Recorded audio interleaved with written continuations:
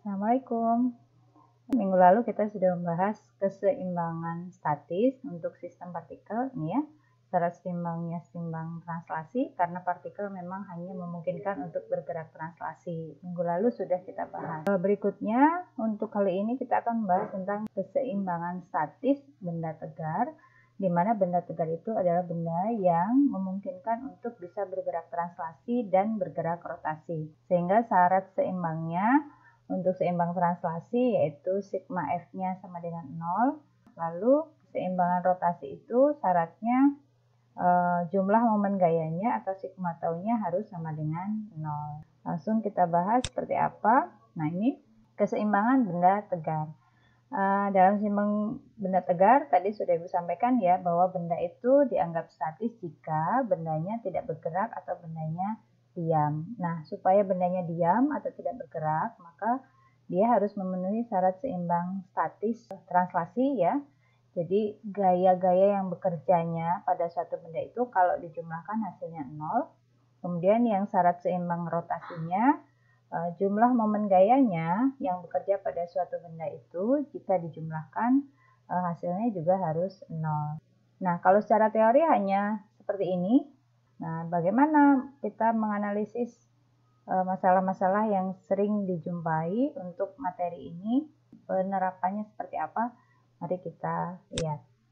Nah, ini contohnya adalah batang AB, panjangnya 12 meter, berat 200 Newton, bersandar pada dinding vertikal licin di B, dan bertumpu pada lantai horizontal di A yang kasar.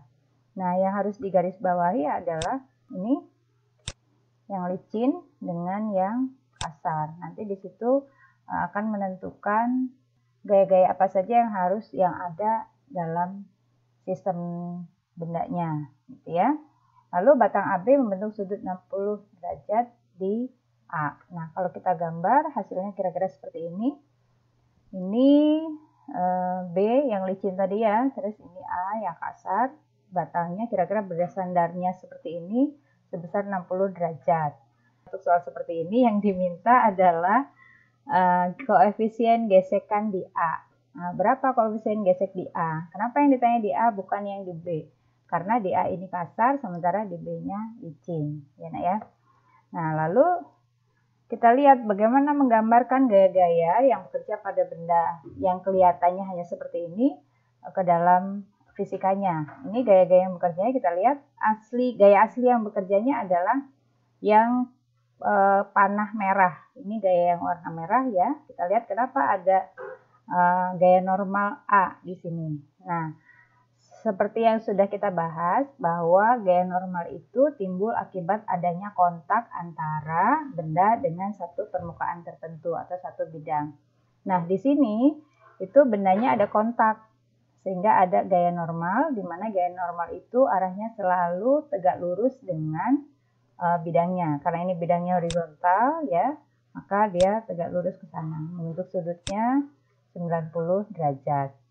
Ini gaya normal. Lalu berikutnya gaya gesek. Kenapa ada gaya gesek? Ini tadi kuncinya karena dia lantainya kasar. Nah, gaya gesek itu kita menggambarkannya adalah dari kontaknya si benda dengan suatu bidang, kemudian arahnya selalu berlawanan dengan arah geraknya. Nah, kok kita gambar ke kiri, sementara kan bendanya diam. Ya, bendanya ini diam, nah, tapi nanti kalau misalnya dia bergerak, kemungkinan geraknya dia akan ke kanan, sehingga kita menggambarkan gaya geseknya ke arah kiri. Oke ya. Nah, selanjutnya gaya berat. Nih yang warna merah ini adalah gaya berat. Gaya berat itu waktu kelas 10 kita membahasnya harus digambar dari pusatnya benda. Nah, kalau bendanya berupa batang seperti ini, maka pusatnya benda adalah di tengah-tengah, sehingga gaya beratnya kita gambarkan dari tengah menuju pusat bumi. Ya. Nah, selanjutnya ini sama dengan yang di A, di B juga ada kontak antara benda dengan dinding, sehingga ada gaya normal yang arahnya tegak lurus dengan bidang di B, arahnya ke kanan. Oke ya. Nah, ini gaya-gaya asli yang ada pada benda. Nah, lalu bagaimana kita akan menggunakan gaya-gaya itu untuk menyelesaikan masalah yang ditanyakan tadi. Nah, ini gambar yang tadi kita gambarkan lagi ya.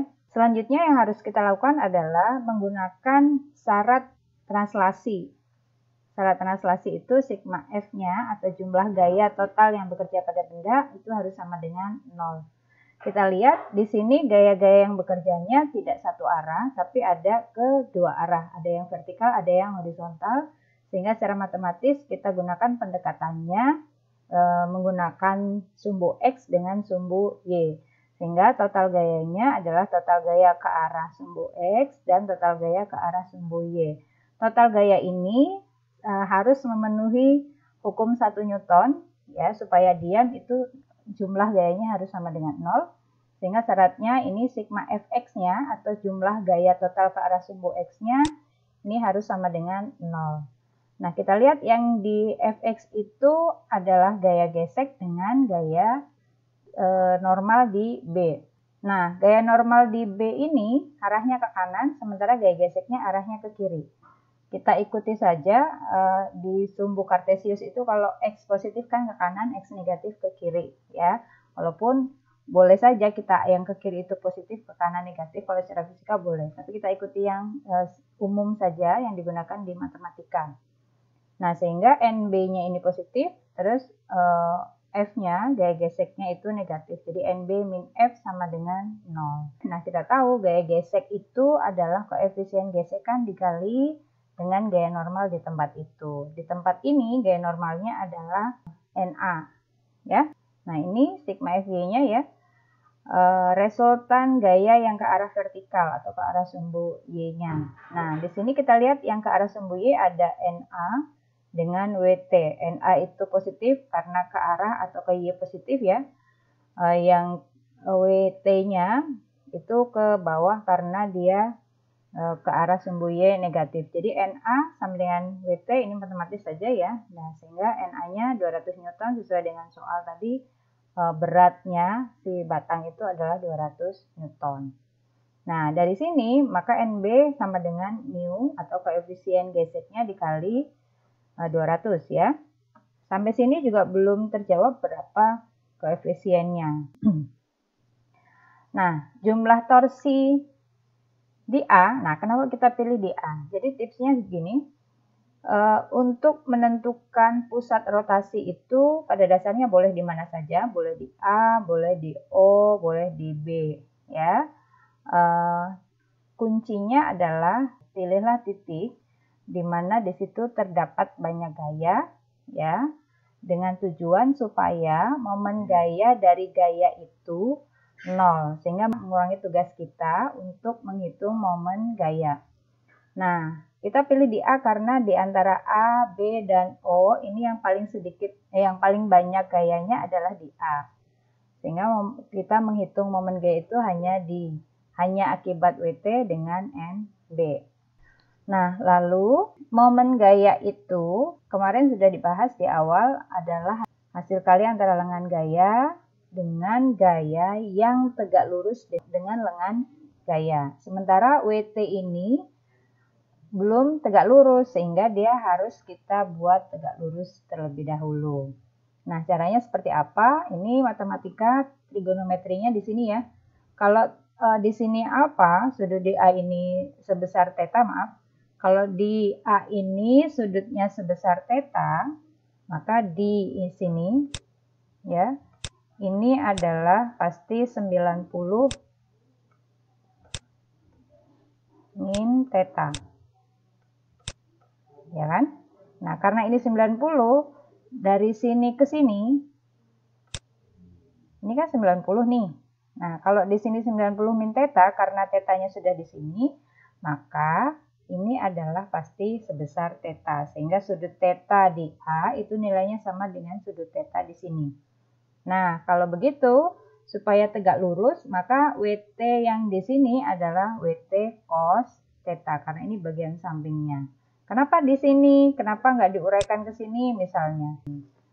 Demikian juga dengan yang gaya normal. Nah, yang gaya normal di B ini juga belum tegak lurus. Nih, ini lengan gayanya dari A sampai ke B ini ya, dan masih membentuk sudut theta. Nah, sehingga ini harus kita tegak luruskan dulu. Kita ambil yang ini. Nah, ini ada di seberangnya ya, ini bagian depan. Nah, ini adalah NB sin theta, karena ini bagian di seberangnya. Oke ya? Nah, kita lihat dari atas, sigma tau-nya di A, karena pusat rotasinya di A sama dengan 0. Di sini tau-nya adalah tau akibat NB dengan tau akibat WT. Nah, kita lihat. Tau NB itu adalah lengannya, NB itu ini ya nak. Nah, yang tegak lurus adalah NB sin theta. Jadi tau NB itu adalah panjang batang dari A ke B, ini ya, dikali dengan NB sin theta. NB sin theta itu NB yang sudah tegak lurus dengan lengan gaya. Positif ya. Nah, lalu ditambah dengan min. Nah, apa ini min? Min setengah LA. NB ini kalau diputer, kalau dia ini mengikuti gayanya, maka arah putarannya ke sana, ya. Atau dia searah dengan jarum jam. Sementara WT ini kalau diputer, ikutin ini ya, itu muternya ke sana. Atau berlawanan dengan jarum jam. Nah, sehingga yang NB ini akan menghasilkan momen gaya positif, sementara yang WT itu menghasilkan negatif.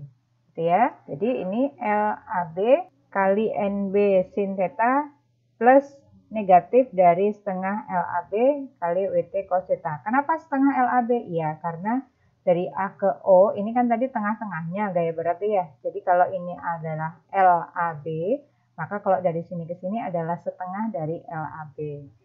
Nah, ini sama LAB, ini juga sama LAB. Dapatlah kita persamaan 2. Sampai sini kita juga belum tahu berapa mu-nya ya. Nah, sehingga selanjutnya adalah kita harus mensubstitusikan persamaan 1 itu ini ke persamaan 2. Persamaan 2 itu ini. Nah, didapatlah LAB-nya sudah hilang ya. Tinggal NB tadi. Nah, NB itu adalah mu dikali 200. Jadi ini kita ganti dengan mu kali 200 kali sin theta sama dengan setengah kali 200, WT-nya tadi 200 kali cos theta. Ini sama 200, ini juga sama 200, jadi 1 ya. Mu sin theta sama dengan setengah cos theta. Dapatlah mu-nya, kita pindah ruas ke sini ya. Setengah dari cos theta per sin theta. Cos per sin itu kotan dari theta. Atau bisa juga diganti dengan mu-nya adalah 1/2 tangan theta. Ini kan bisa jadi gini. 1 ya, per 2 dari sin theta per cos theta. Ya. Nah, sin per cos itu adalah tangan. Jadilah dapat mu-nya sama dengan 1/2 tangan theta.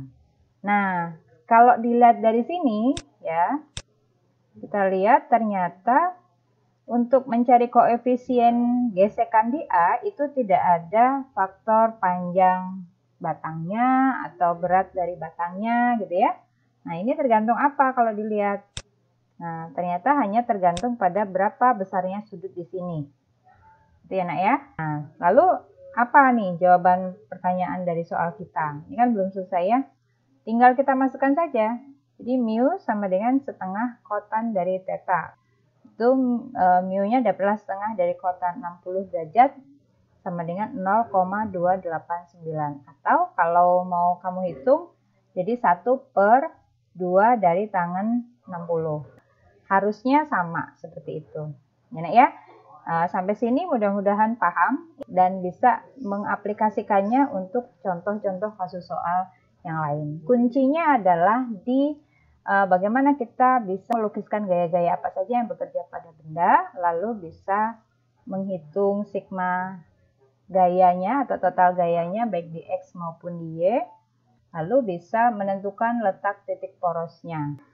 Mungkin itu yang bisa Ibu sampaikan sekarang, mudah-mudahan bermanfaat. Bu akhiri. Assalamualaikum warahmatullahi wabarakatuh. Terima kasih.